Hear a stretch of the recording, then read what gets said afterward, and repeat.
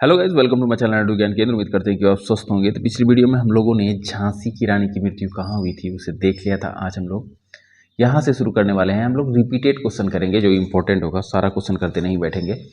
उससे पहले मेरा आपसे रिक्वेस्ट है कि अगर आप वीडियो पहली बार देख रहे हैं तो चैनल को सब्सक्राइब करना मत भूलिएगा, क्योंकि यहाँ पर 40 नंबर की तैयारी फ्री में कराई जा रही है। और अपने दोस्त यार को भी बताइए, उन्हें जोड़िए, क्योंकि जितना ज़्यादा लोग इससे जुड़ेंगे, जितना ज़्यादा चैनल बड़ा होगा, हमें भी मोटिवेशन मिलता है, व्यूज़ आता है तो भी अच्छा लगता है। दूसरा कि आपको डिस्क्रिप्शन में टेलीग्राम चैनल का लिंक मिलेगा, उससे आप ज़रूर जुड़ जाइएगा, क्योंकि टेलीग्राम चैनल पे आपको टीचिंग मटेरियल के साथ साथ सारे अपडेट्स वहीं पे प्रोवाइड कराए जाएंगे। तो चलिए शुरू करते हैं। आज का पहला सवाल हम लोग देखेंगे कि 1857 का विद्रोह सर्वप्रथम कहाँ प्रारंभ हुआ। कई बार ये क्वेश्चन आया हुआ है। अभी हालिया जो 23-24 में एग्जाम हुआ है उसमें कई बार ये क्वेश्चन आया है, और लोग बैरकपुर और मेरठ में कंफ्यूज कर जाते हैं कि कहाँ पे हुआ। बहुत सारे लोग बैरकपुर भी मार देते हैं, पर आप ध्यान रखिएगा कि 1857 की क्रांति जब सर्वप्रथम पूछेगा कि सर्वप्रथम कहाँ पे प्रारंभ हुआ, तो वो मेरठ होगा, बैरकपुर नहीं होगा। तो ये चीज़ ध्यान रखिएगा। और ऑप्शन बीपीएससी हमेशा वो दोनों देगा जिसमें आप कंफ्यूज होंगे। तो आपको कहाँ मारना है? मेरठ मारना है। ठीक है, ऐसे भी यहाँ पे एक्सप्लेनेशन में भी आप देख लीजिए। 1857 का भारतीय विद्रोह, जिसे प्रथम भारतीय स्वतंत्रता संग्राम, आपको पता होगा कि 1857 का विद्रोह क्या कहते हैं?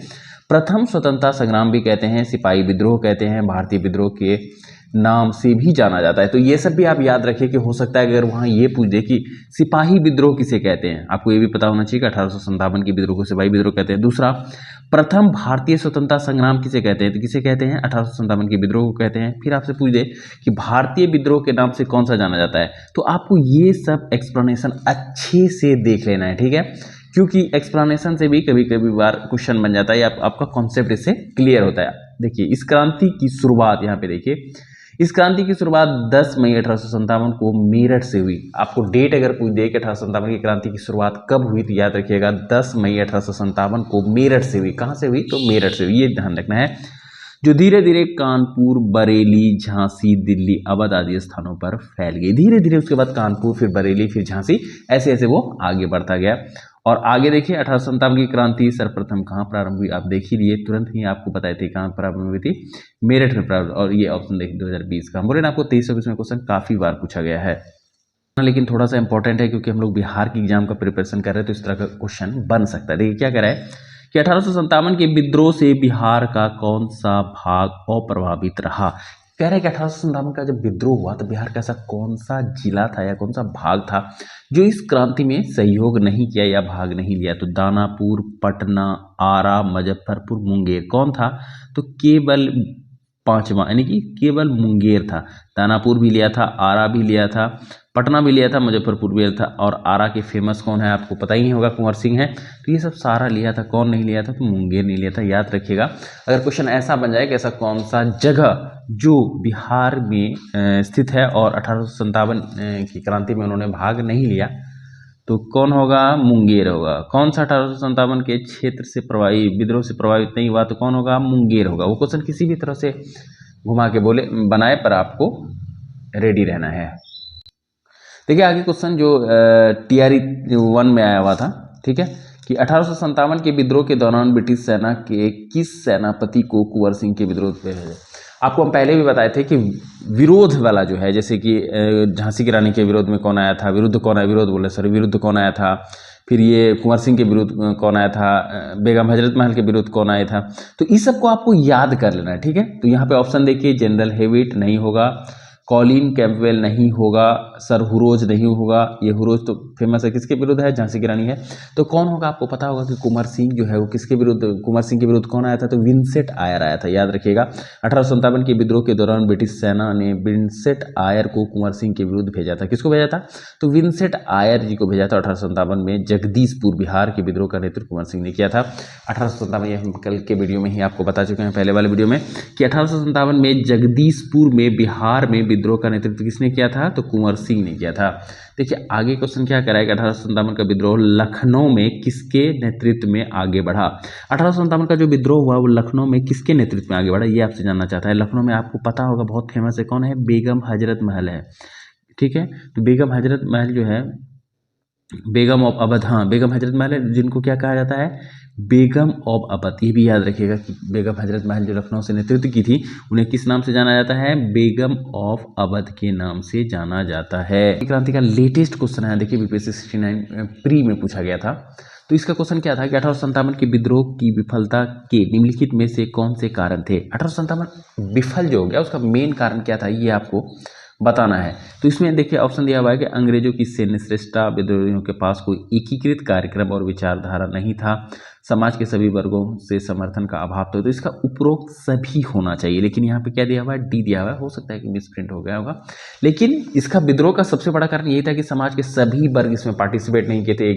ये भी एक कारण था। दूसरा था कि विद्रोहियों के पास एकीकृत कार्यक्रम और विचारधारा नहीं था। आपको पता होगा कि बहुत सारा जगह ऐसा था जिसको 1857 में मतलब इंटरेस्ट ही नहीं था या भाग ही नहीं लिया, तो ये भी एक कारण था। दूसरी ओर अंग्रेजों की श्रेष्ठता भी था, क्योंकि अंग्रेजों के पास जो इक्विपमेंट थे, जो हथियार थे, वो हमसे कई ज़्यादा बेहतर थे। इसलिए भी एक कारण ये भी हो सकता है कि 1857 जो है वो फ्लॉप रह गया या सफल नहीं हो सका। तो ये तीनों कारण होंगे, ध्यान रखिएगा। लेटेस्ट क्वेश्चन है तो हो सकता है कि ये पूछ दे।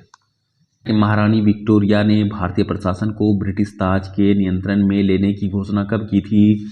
महारानी विक्टोरिया ने ब्रिटिश प्रशासन को, मतलब भारतीय प्रशासन को अपने अधीन, मतलब इंग्लैंड से शासन अब होगा, अब कंपनी जो भारत आया था उससे शासन नहीं होगा। कब हुआ था? डेट याद रखिएगा, टियर 1 में आया हुआ ये क्वेश्चन है। 1 नवंबर 1857 का विद्रोह जब हुआ तो उससे अंग्रेज काफ़ी डर गए। ठीक है, उन्हें अब लगने लगा था कि भारत बहुत एक्टिव हो गया है, हो सकता है कि शासन हमसे छीन ले, और कंपनी, उन्हें ये लग रहा था कि कंपनी जो है वह शासन नहीं कर पा रहा है। ठीक है, इसीलिए वो क्या किया? घोषणा कर दिया। और ये घोषणा कब हुआ? 1 नवंबर 1858 को हुआ। डेट के साथ आपको याद रखना है, 1 नवंबर 1858 को हुआ, जब कंपनी के हाथों से शासन कहाँ चले गया? ब्रिटिश संसद के पास चला गया। देखिए यही वो क्वेश्चन है जो टीआरई 1 में आया हुआ था 23 में। निम्नलिखित में से किस तिथि को रानी विक्टोरिया की उद्घोषणा जारी हुई? देखो क्वेश्चन बदल के पूछ सकता है, इसलिए हम आपको हर तरह से एक्सप्लेन कर देते हैं। तो यहाँ पे देखिए 1 नवंबर 1857 भी दिया हुआ है, 1 नवंबर 1858 भी दिया हुआ है। तो ऑप्शन हमारा क्या हो जाएगा? सी हो जाएगा। देख रहे हैं ना कितना क्लोज ऑप्शन दे रहे हैं। इसलिए हम आपको बोल रहे हैं कि बार बार चीज़ को दिमाग में घुमाइए ताकि वो आपके दिमाग में बैठा हुआ रहे। 1857 के विद्रोह के बाद ब्रिटिश सरकार ने सिपाहियों का इन प्रांतों से चयन किया। किन प्रांतों से चयन किया भाई? गोरखा से, सिख से, पंजाबी से, उत्तर प्रांत से। आपको पता होगा कि बिहार एवं उत्तर प्रदेश को क्या कर दिया था? अयोग्य घोषित कर दिया गया था, क्योंकि 1857 में भाग लिए थे। केवल उनको ही इसमें सेना में अब लेने लगा, जो कि 1857 को दबाने में अंग्रेजों की मदद की थी। तो वो सब कौन थे? गोरखा थे, सिख थे, पंजाबी थे, याद रखिएगा। देखिए अगला क्वेश्चन कह रहा है कि निम्नलिखित में से किसने 1857 के विद्रोह को एक षड्यंत्र की संज्ञा दी? किसने षड्यंत्र कहा? 1857 के विद्रोह को किसने षड्यंत्र कहा? किसने प्रथम स्वतंत्रता संग्राम कहा? किसने हिंदू मुसलमानों के बीच की युद्ध कहा? ये सब हम आपको लूसेंट में भेज चुके हैं, टेलीग्राम में। इंपॉर्टेंट सब चीज़ वो आप याद कर लीजिएगा, देख लीजिए, यहाँ पे डायरेक्ट क्वेश्चन बन जाएगा। किसने कहा था? जेम्स आउटमन और डब्ल्यू टेलर ने कहा था। किसने कहा था? जेम्स आउटमन और डब्ल्यू टेलर ने क्या कहा था कि 1857 का जो विद्रोह है वह एक षड्यंत्र है। क्वेश्चन है कि 1857 के विद्रोह को किसके द्वारा प्रथम भारतीय स्वतंत्रता संग्राम के रूप में वर्णित किया गया है? एकदम जैसे आप क्वेश्चन देखिए हट से मार दीजिए, B D Savarkar. B D Savarkar ने कहा था कि यह प्रथम भारतीय स्वतंत्रता संग्राम है। ठीक है, ये सब हम आपको टेलीग्राम पे भेज चुके हैं, इसलिए कहते हैं कि जो भेजना आराम से पढ़िए, आराम से रिजल्ट बनेगा। दे चुके हैं लूसेंट में, पढ़ा चुके हैं, इसीलिए बोले हैं कि लूसेंट जो पढ़े हैं उससे लगभग क्वेश्चन आपका बन जाएगा। प्रसिद्ध नाटक नील दर्पण, जिसमें इंडिगो की खेती करने वाले किसानों के दमन का चित्रण किया गया, की रचना किसने की? किसने की? दीनबंधु मित्र ने की। किसने की? दीनबंधु मित्र ने की। तो ये सब जो इंपॉर्टेंट सब है वो हम आपको भेज चुके हैं, इसको देखिए आराम से, इसी से क्वेश्चन बनता है। देखिए आगे क्वेश्चन है कि नील विद्रोह किसके बारे में था? नील विद्रोह किसके बारे में था? तो रैयत नील की खेती नहीं करना चाहते थे पर जबरदस्ती करवाई जा रही थी। दूसरा है रैयत नील की खेती करना चाहते थे पर उन्हें जबरदस्ती रोका जा रहा था। रैयत नील की खेती नहीं करना चाह रहे थे पर उसने एक अमान्य मूल्य पर जबरदस्ती करवाई जा रही थी। कह रहा है कि रैयत नील की खेती नहीं करना चाह रहे थे, ठीक है, पर उसने एक अमान्य मूल्य पर जबरदस्ती करवाई।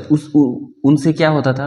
उसने गलत लिख दिया है, उससे जबरदस्ती खेती करवाया जाता था। जबरदस्ती, वो नहीं चाहते थे नील की खेती करना, लेकिन उसे एक अमान्य मूल्य पर जबरदस्ती करवाना चाहता था। नील वाला बहुत इंपॉर्टेंट है, आप ध्यान में रखिए। अगला क्वेश्चन देखिए क्या है, निम्नलिखित में से कौन सी नील विद्रोह के नेता थे? निम्नलिखित में कौन नील विद्रोह के नेता थे? कौन थे? तो याद रखिएगा कि दिगंबर विश्वास और विष्णुचरण विश्वास जी, विश्वास ब्रदर्स भी आप याद रखिए। दिगंबर विश्वास और विष्णुचरण विश्वास जो है वो नील विद्रोह के कौन थे? नायक थे या नेता थे आप कह सकते हैं। बंकिम चंद्र चटर्जी का उपन्यास आनंद मठ में किस विद्रोह का उल्लेख है? ये तो आप रट ही जाइए बाय हार्ट का, बीपीएससी का फेवरेट क्वेश्चन बार बार ये देगा। सन्यासी विद्रोह किसका उल्लेख है? सन्यासी का किसका उल्लेख है? बंकिम चंद्र चटर्जी का उपन्यास आनंद मठ में किस विद्रोह का उल्लेख है? आनंद मठ में किस विद्रोह का उल्लेख है? सन्यासी। इसे घुमा के पूछ देता है कि आनंद मठ सन्यासी विद्रोह का जो है ये भी व्याख्या किस में है? तो आनंद मठ में है। आनंद मठ के रचयिता कौन है? तो बंकिम चंद्र चटर्जी है। इसे 3 तरह का क्वेश्चन बन जाता है कि आनंद मठ को किसने लिखा? तो बंकिम चंद्र चटर्जी ने लिखा। आनंद मठ में किसका उल्लेख है? तो सन्यासी विद्रोह का उल्लेख है। या उल्टा के पूछ देगा सन्यासी विद्रोह का उल्लेख किस में है? तो आनंद मठ में है। यह बात याद रखिएगा। देखिए यहाँ पे वही कह रहा है बंकिम चंद्र चटर्जी की कृति आनंद मठ का कथा नक सन्यासी विद्रोह का आधारित है। कथानक वंदे मातरम गीत आनंद मठ ने से लिया गया है। वंदे मातरम गीत कहाँ से लिया गया है? आनंद मठ से लिया गया है। आगे भी यहाँ देखिए आप बंकिम चंद्र चट्टोपाध्याय के आनंद मठ में किस विद्रोह का उल्लेख है? सन्यासी। आगे वाला भी यही क्वेश्चन है, तो आप ये सब क्वेश्चन को ध्यान में रखिए। जो अगला क्वेश्चन, पागलपंथ की स्थापना किसने की थी? पागलपंथ की स्थापना किसने की थी? बुल्ले शाह ने की थी, कमर शाह ने की थी, युजवेंद्र सिंह ने की थी, स्वामी सहजानंद ने की थी। तो किसने की थी? कमर शाह ने की थी। याद रखिएगा। यहाँ देखिए क्या कह रहा है आगे, पागलपंथ एक अर्ध धार्मिक संप्रदाय था। क्या था? अर्ध धार्मिक संप्रदाय था जिसे उत्तरी बंगाल के करम शाह ने चलाया था। उत्तरी बंगाल में किसने चलाया था? करम शाह। आपको पूछ सकता है कि यह क्या था? तो ये अर्ध धार्मिक संप्रदाय था जिसे किसने चलाया था? तो करम शाह ने चलाया था। कहाँ पे चलाया था? तो उत्तरी बंगाल में चलाया था। याद रखिएगा। करमशाह का पुत्र तथा उत्तराधिकारी टीपू धार्मिक तथा राजनीतिक उद्देश्यों से प्रेरित था। उसका बेटा टीपू जो था वह धार्मिक और राजनीतिक उद्देश्यों से प्रेरित था।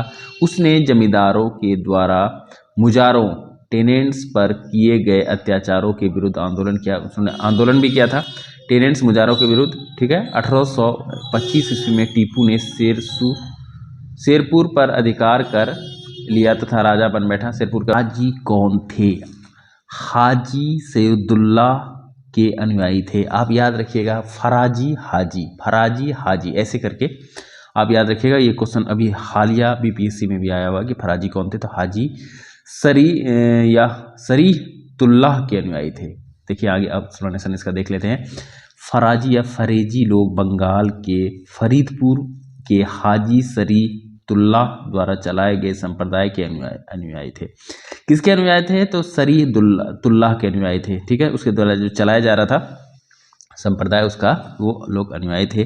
ये लोग अनेक धार्मिक, सामाजिक एवं राजनीतिक आमूल परिवर्तनों का प्रतिपादन करते थे। क्या करते थे? अनेक धार्मिक, सामाजिक और राजनीतिक आमूल परिवर्तनों का प्रतिपादन करते थे। सईदुल्लाह के पुत्र दातू मियाँ ने बंगाल में अंग्रेजों को निकालने की योजना बनाई। इस विद्रोह ने 1862 के दौरान चलता रहा।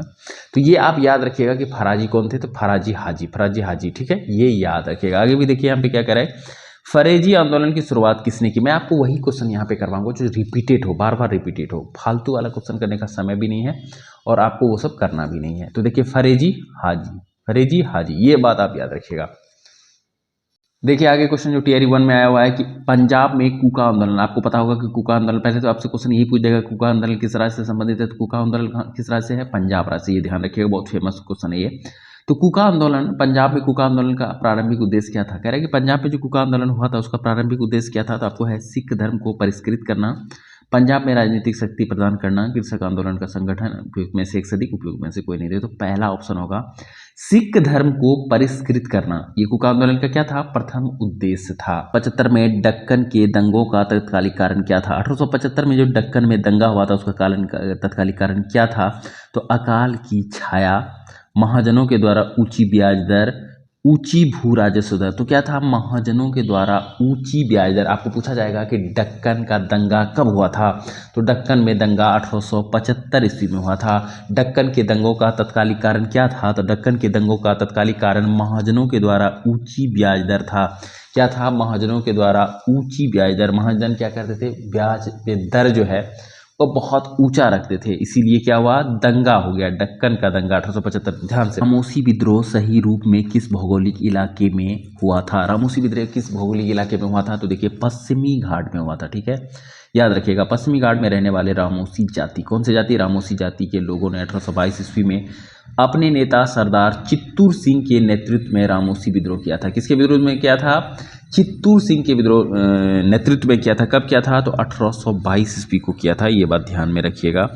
आगे है कि बगेरा विद्रोह। बगेरा विद्रोह कहाँ हुआ? बगेरा विद्रोह कहाँ हुआ? तो सूरत में, पूना में, कालीकट में, बड़ौदा में। तो याद रखिएगा कि बगेरा विद्रोह कहाँ हुआ? बड़ौदा। तो आप ऐसे भी याद रख सकते हैं, बगेरा बगेरा बड़ौदा, बगेरा बड़ौदा, बगेरा बड़ौदा। इस तरह से आप रिलेट कर करके याद कीजिए। और बगेरा विद्रोह कब हुआ? तो देखिए, बगेरा विद्रोह 1818 से 1820 ईस्वी में अंग्रेज सरकार के विरुद्ध किया गया।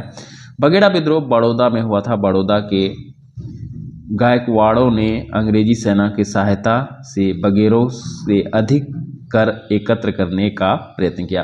कर जो एकत्र अधिक कर रहा था, उसी के विरोध में ये विद्रोह था, बगेरा विद्रोह। अगला देखिए क्या कह रहा है कि बिहार में चोरी विद्रोह, चौरी विद्रोह। चौरी तो नहीं होगा, ये चुआरो होगा। ठीक है, चुआर विद्रोह। आपको पता होगा कि चुआर विद्रोह हुआ था बिहार बंगाल सब में। ठीक है, तो इसका एक्सप्लेनेशन, इसका आंसर कब, ये मतलब कब हुआ था? ये 1798 में हुआ था। चौरी नाम का कोई भी विद्रोह नहीं हुआ था। तो इसलिए इसका ऑप्शन यहाँ पे ई दिया हुआ है, लेकिन आंसर क्या होगा? सी होगा, जो कि कौन होगा यहाँ? चुआर में संथाल विद्रोह का नेतृत्व किसने किया था? संथाल विद्रोह तो आपको रट के जाना ही जाना है। पहले संथाल विद्रोह कब हुआ था? 1855 में। संथाल विद्रोह का नेतृत्व किसने किया? तो सिद्धू और कानू ने किया। क्वेश्चन ऐसा पूछ सकता है, सिद्धू और कानू ने संथाल विद्रोह का नेतृत्व किसने किया? तो 1855 में। कब किया? तो 1855 में किया। सिद्धू और कानू किस विद्रोह का नेतृत्व किया था? तो संथाल विद्रोह का नेतृत्व किया था। संथाल काफी पूछा जाता है। यहाँ पे देखिए बीपीएससी 67 बीपीएससी 2022 में पूछा, और यहाँ पे देख लीजिए फिर 22 में री एग्जाम में भी पूछ दिया, प्री में। तो ये याद रखिएगा, ये संथाल विद्रोह बहुत इंपॉर्टेंट है कि संथाल विद्रोह के नेता कौन थे? सिद्धू और कानू। हम वही बताइए, नेता पूछ देता है, विद्रोह कब हुआ पूछ देता है। तो ये अनुयायी उन्हें किसका अवतार मानते थे? बिरसा मुंडा के अनुयायी उन्हें किसका अवतार मानते थे? तो धरती अब्बा का अवतार मानते थे। ये वाला एक्सप्लेनेशन इसके ऊपर जो लिखा हुआ अच्छे से पढ़ लीजिएगा, आपको पूरा समझ में आ जाएगा। अगला क्वेश्चन देखिए, बिरसा मुंडा का कार्य क्षेत्र कौन सा था? तो ये सबको पता है कि कौन सा था? रांची, यानी कि झारखंड से बिरसा मुंडा रिलेटेड थे। तो उनका कार्य क्षेत्र कौन सा होगा? देखिए, विद्रोह से रिलेटेड काफी क्वेश्चन रहता है, इसलिए आपको विद्रोह वाला भी हम जो है कि फोटो खींच के भेज दिए थे उसमें टेलीग्राम चैनल पे, तो उसको अच्छे से रट लीजिए। बुद्धो भगत के नेतृत्व में कोल विद्रोह किस क्षेत्र में हुआ था? किस क्षेत्र में हुआ था? तो सिंहभूम जिले में। याद रखिएगा कि कोल विद्रोह, आपसे क्वेश्चन पूछेगा कि कोल विद्रोह कब हुआ था? तो 1831 में हुआ था। कोल विद्रोह के नेता कौन थे? तो बुद्धो भगत थे। बुद्धो भगत के नेतृत्व में कोल विद्रोह किस क्षेत्र में हुआ? तो सिंहभूम क्षेत्र में हुआ। याद रखिएगा कहाँ पे हुआ? सिंहभूम क्षेत्र में, छोटा नागपुर के क्षेत्र, सिंहभूम, पलामू, हजारीबाग, झारखंड में बेसिकली ये क्षेत्रों में हुआ था। ठीक है, इस विद्रोह का स्वरूप आर्थिक और राजनीतिक था। आप स्वरूप भी याद रखिएगा, आजकल स्वरूप भी अपनाई थी। काफी लेटेस्ट क्वेश्चन है कि अफगानिस्तान के प्रति आक्रामक नीति किस वायसराय ने अपनाई थी? तो लॉर्ड लीटन ने अपनाई थी। अगला है, कल ही हम आपको ये लाइव में पढ़ा रहे थे कि वर्नाकुलर प्रेस एक्ट किसने रद्द किया? पहला क्वेश्चन बनेगा कि वर्नाकुलर प्रेस एक्ट कब आया? तो 1878 ईस्वी में आया। वर्नाकुलर प्रेस एक्ट को कौन लाया? तो लिटन लाया। आपको बताए थे, लॉ से लाना, लॉ से लिटन। अब यहाँ पे कह रहा है कि किसने रद्द किया? तो रद्द को आप रिमूव से याद रखिए। रिमूव मतलब हटाना होता है, तो रिमूव कौन करेगा? रिपन करेगा। तो ऑप्शन का है रिपन है यहाँ पे। तो वर्नाकुलर प्रेस एक्ट 1878 में लाया गया।